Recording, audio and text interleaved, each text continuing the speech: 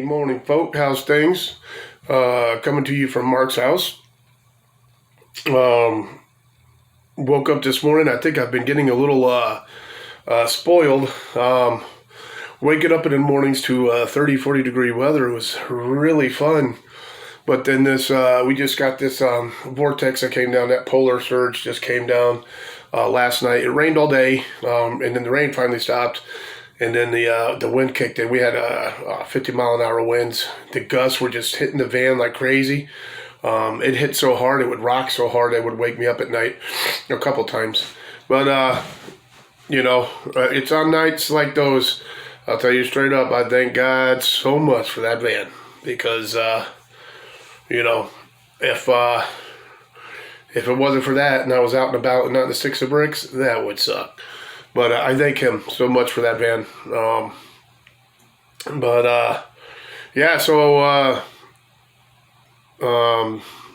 One Man Talking Tuesday. We're doing One Man Talking Tuesday. So I had a few things I wanted to talk about, actually. I haven't done a real One Man Talking Tuesday for a while. And I was thinking of some things, and I thought it was interesting. I figured I'd throw it by you. But there was How I Got the Vanitarium, and I was actually living here, not in this apartment. This is Mark's apartment, but I was downstairs on the first floor in that apartment. And the guy next door to me, Eric, who was living there at the time, I always think he did it on purpose. And I think he heard me talking, and he knew I wanted a van. And brought the van and parked the van there. And I came out one day, I saw the van, I'm like, whoa. So my favorite colors are green and brown. The interior of the Vanitarium is green and brown.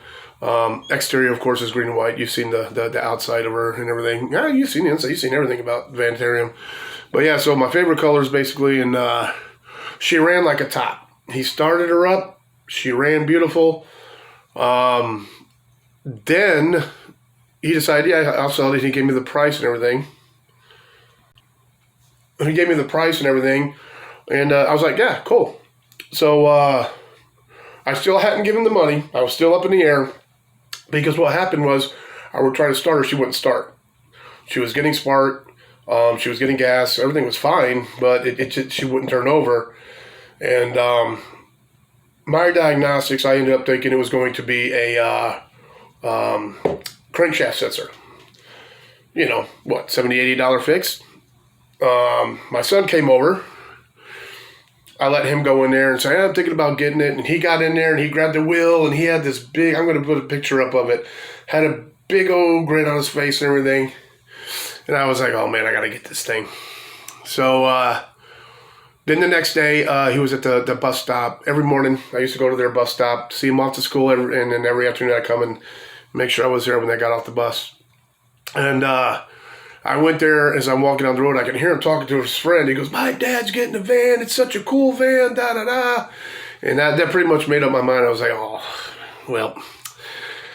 After I saw them off to the bus and everything, I came back, knocked on the door, gave him the money. The van was mine. Took the chance. It wasn't running, but I had heard it running before. Like I said, she ran like a top. So I took the chance. Ended up being the computer. And I thought I kind of screwed myself. I was like, man, this is going to be like $1,000. Oh, man, you screwed up buying this dang thing. For the money you're going to put in it, you could have bought one that's a little better. But my mechanics found one. We could not find anything in Connecticut anywhere. Dodge is not making these computers anymore. You can't find them. You got to get lucky, look in a junkyard or something. Anyways, we found one in Massachusetts, so we got it. And put the computer in. She ran like a top.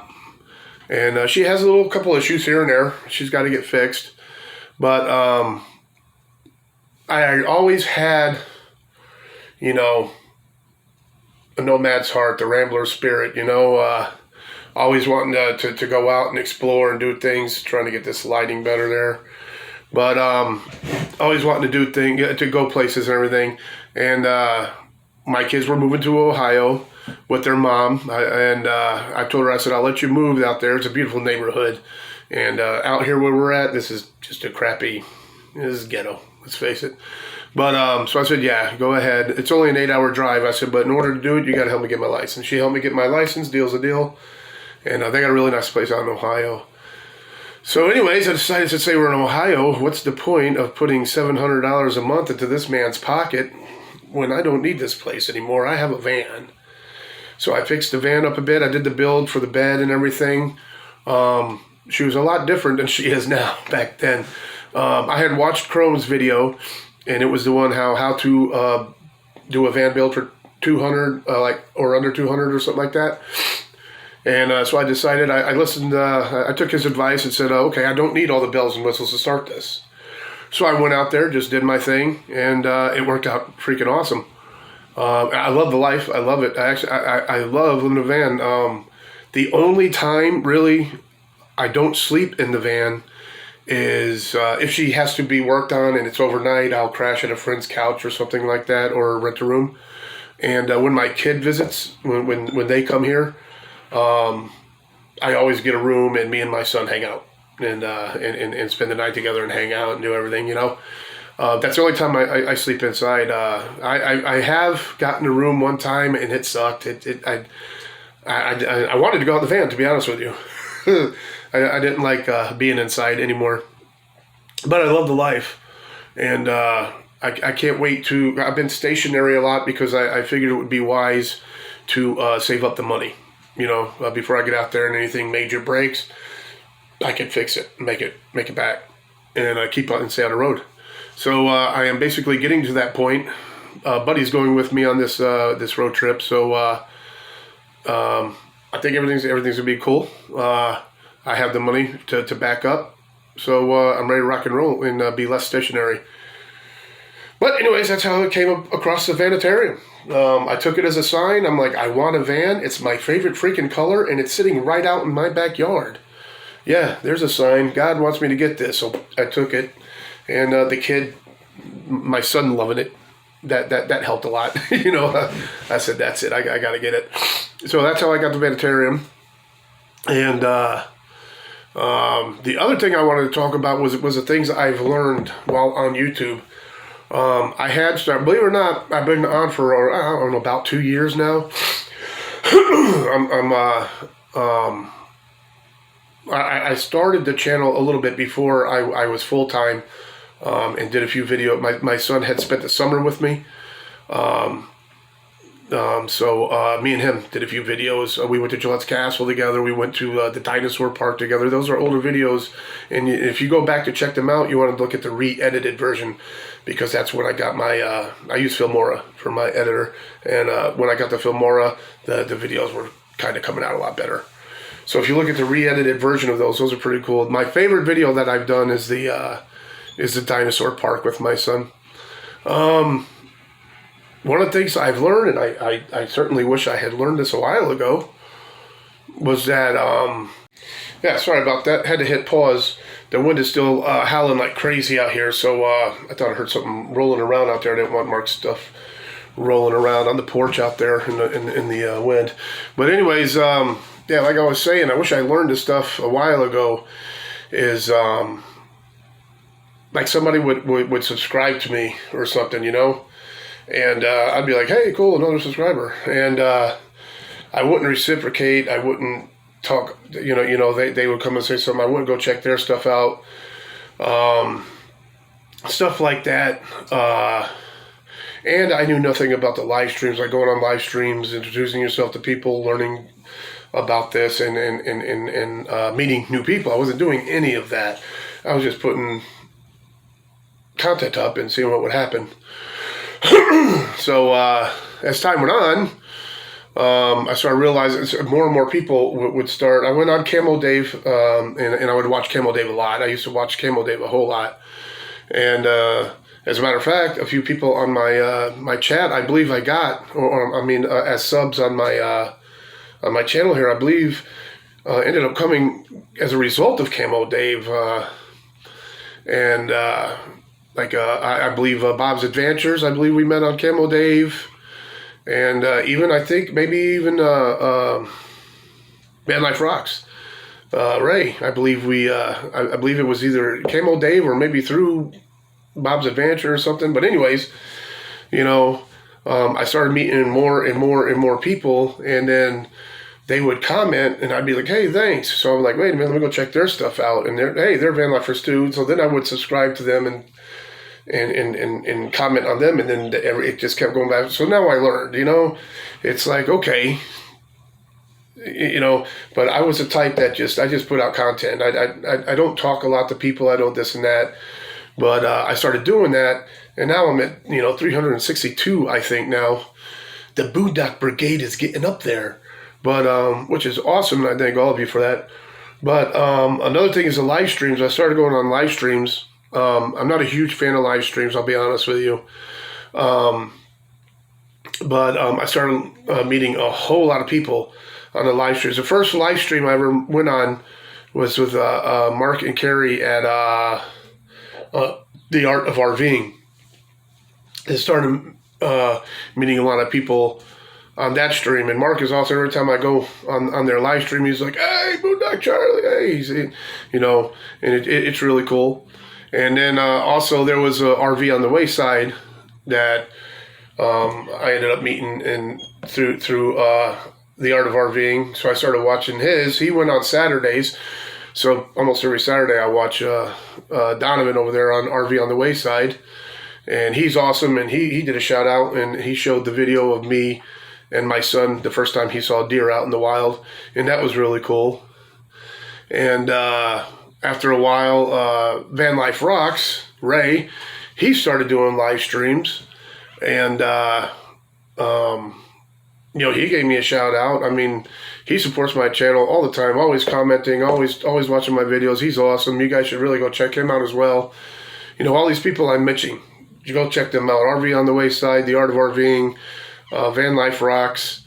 Then I went on, I subbed to Van Life Fujina, and that's an awesome human being right there. I'll tell you, for people who are into YouTube and getting into YouTube and everything, that is a person that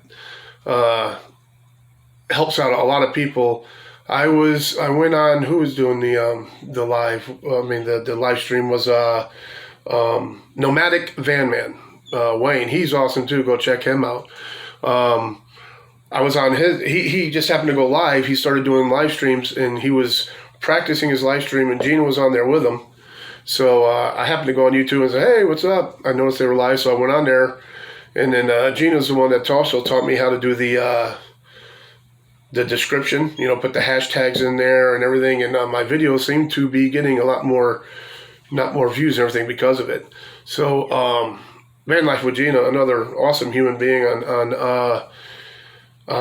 YouTube that I met through live streams and everything. And then more and more people, obviously, as you start, people are seeing your channel grow. You get in the algorithms, more people start seeing your videos, and more people start subbing. And another one that came along was Boondocking with Dennis. He's down there in the great state of Texas. You guys should go check him out too. And with him came a whole community of people, which is another aspect of YouTube that I'm seeing, is like you actually have like communities that form, like even if you never met each other, it's almost like you're getting to know each other on YouTube. You're like friends, it's not just a subscriber, it's a subscriber, but then it's becoming a friend as time goes on. Saying you're like, hey man, I want to meet this individual. This person sounds cool. But and there's like actual communities, like you go in there, like when you have RV on the Wayside, The Art of RV and everything, you get the big time RVers and all that stuff, and they're really cool. And then you got the Wednesday thing that goes on, where you got Nomadic Van Man, Wayne. Then you got Marshall, who is Mellow Nomadic Adventures, and he's awesome. You gotta check his channel out too. Another really good guy that helps people. He's smart and puts out good content, and supports channels really good, really well.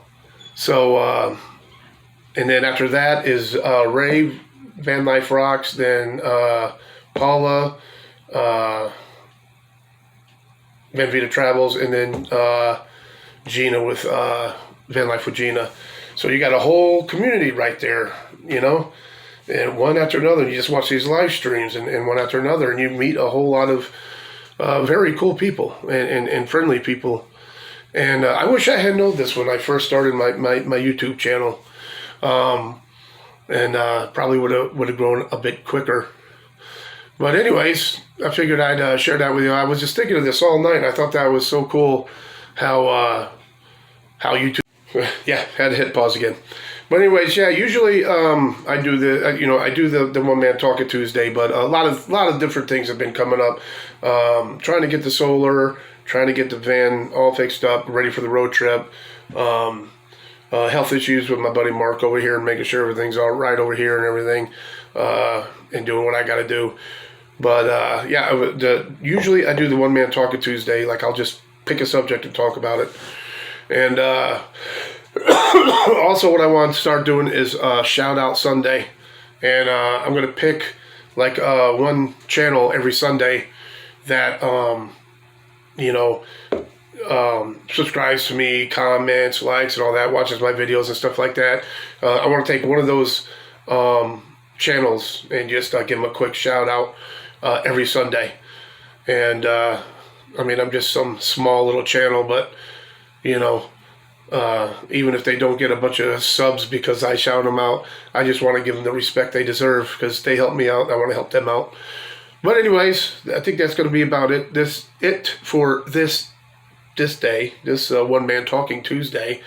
It's going to get too long, and I don't want to bore you guys too long. So anyways, hopefully a little later I can, I don't know if this wind's going to die anytime soon. I mean, it's still blasting out there, and the temperature's like 18, 17, but it feels like below zero with the wind chill. I mean, it's 15-mile-an-hour wind, so it feels like below zero. So I may just do a sitting on my butt inside day. As long as Buddy and Mark let me, I'm just going to hang here, and then I'll go and park like I usually do. But anyways, that's going to be it for this one. So don't forget, always forward to the next adventure. The vlog is down.